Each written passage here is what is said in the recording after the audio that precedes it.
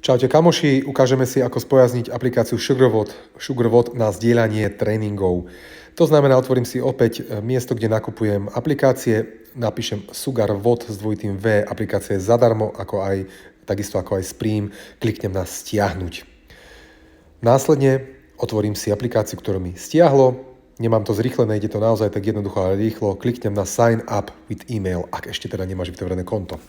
Vypíšem svoje údaje, to znamená meno, priezvisko, e-mail, skús použiť ten istý, ako máš v Spreeme, takisto, ako som to urobil ja. Heslo, opäť, aby som sa nekopol, dám také isté, ako je môj e-mail.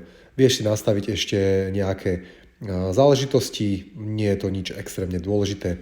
Klikneš následne na Sign up v pravom hornom rohu, Sign up. Super, máš to, vytvorené konto, klikneš na Local Gyms. Následne dáš sa do bunky, kde sa dá písať, skúsiš napísať Good Vibes CrossFit, klikneš na náš gym a dáš, že join. To znamená, že pridať sa do tejto komunity. Vypýta si od teba kód prístupový, aby nám tam teda nešiel každý. Aktuálne je GVCF 2017 veľkými písmenami spolu.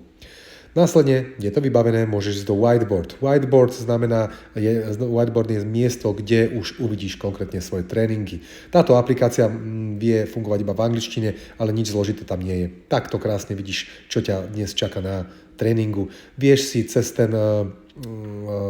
si prepínať medzi dňami cez ten kalendár hore, prípadne iba kliknutím na pravú alebo ľavú časť fotky, ktorá je vždycky nad tými tréningami. Ukážeme si, ako zapísať svoj výsledok. Pod workoutom máš takú možnosť, že log your result alebo niečo podobné. Napíšeš výsledky, opakovania, kalórie, kilogramy, čokoľvek, čo bolo výsledkom a dáš uložiť.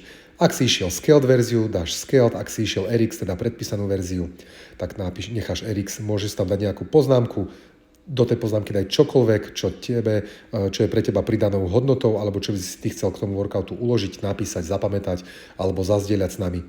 Následne klikneš v tomto prípade tam bolo, že 7 results, teda že 7 výsledkov a vidíš aj iných členov nášho gymu, ako sa im darilo, vieš im dať také pestičky, také páčiky a takto sa vieš s ostatnými porovnať, ale samozrejme najdôležitejšia vec je, že vieš ty sám trackovať ten svoj progres.